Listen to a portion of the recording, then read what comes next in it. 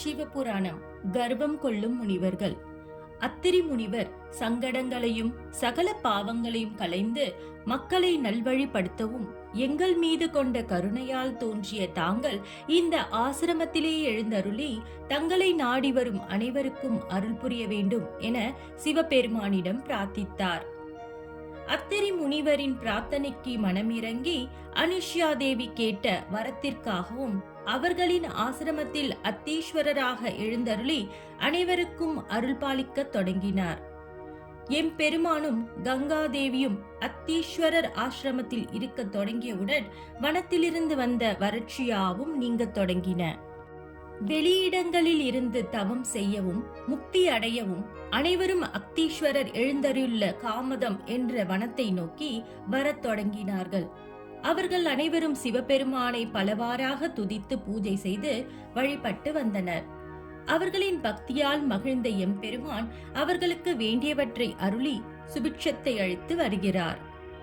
முனிவர்களின் அகந்தையை நீக்கிய சிவபெருமான் முனிவர்கள் பலரும் இணைந்து தவம் இயற்றிய பல வரங்களை பெற்றாலும் அவர்கள் அனைவரும் வரம் அளித்தவருக்கு இணையாக இயலுமா? எதுவும் அளவுடன் இருப்பது நன்று, அது அமிர்தமானாலும் சரி. காலங்கள் யாவும் பயணிக்க தொடங்கின. பல வனங்கள் இந்த பிரபஞ்சத்தில் இருப்பினும் தேவதாருவனம் என அழைக்கப்பட்ட தாருகாவனம் இயற்கையுடன் கூடிய பல எழில்களை தன்னகத்தே கொண்ட வனமாகும். பல வகையான கனிகள் மலர்கள் என யாவும் பூத்து குலுங்கும் தேவலோகத்திற்கு இணையான அனைத்து வசதிகளும் தேவைகளும் நிறைந்த வனம். அந்த வனத்தில் முனிவர்களும் அவர்களுடைய பக்தினியும் தவம் இயற்றி யாகம் வளர்த்து வாழ்ந்து வந்தனர். காலங்கள் நகர முனிவர்களுக்கு ஒரு அகங்காரம் கொண்ட எண்ணங்கள் தோன்ற தொடங்கின.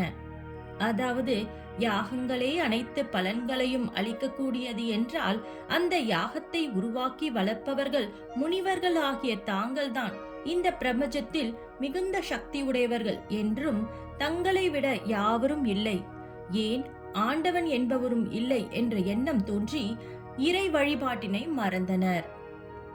முனிவர்களின் பத்தினிகள் கற்பில் தங்களை விட சிறந்த மங்கைகள் எவரும் இல்லை என்ற இருமாப்பு கொண்டனர். முனிவர்களின் எண்ணங்களுக்கு உகந்தாற்போல் ஆணவும் செருக்கும் கொண்டு பதிவிரதத்தால் உயர்ந்த பலன்களையும் பாக்கியங்களையும் அடைந்த நாங்கள் ஏன் இறைவனை வணங்க வேண்டும் என எண்ணி இறைவனை வழிபடுவதை தவிர்த்தார்கள். காலம் என்பது மிகவும் உன்னதமானதாகும்.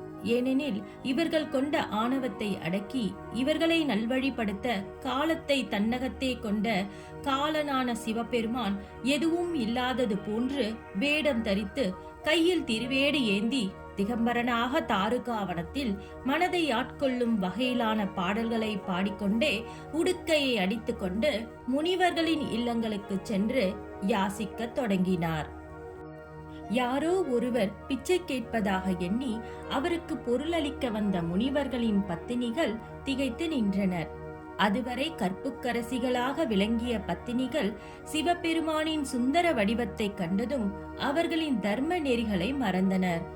அவர்களின் மனதில் ஆசையும் கள்ளமும் நுழைந்தன. எம்பெருமானை கண்ட முனி பத்தினிகள் அனைவரும் அவருடைய பாடல்களினால் தங்களின் சுயநினைவை இழந்து அவர் செல்லும் பாதையை நோக்கி அவருடன் பயணிக்க தொடங்கினார்கள். எம்பெருமானும் அந்த வனத்தில் உள்ள அனைத்து முனிவர்களின் வீடுகளுக்கும் சென்று யாசகம் கேட்டு அனைத்து முனி பத்தினிகளின் மனதில் மோகம் கொள்ள செய்து அவர்கள் அனைவரையும் தன்னை பின்தொடர செய்தார்.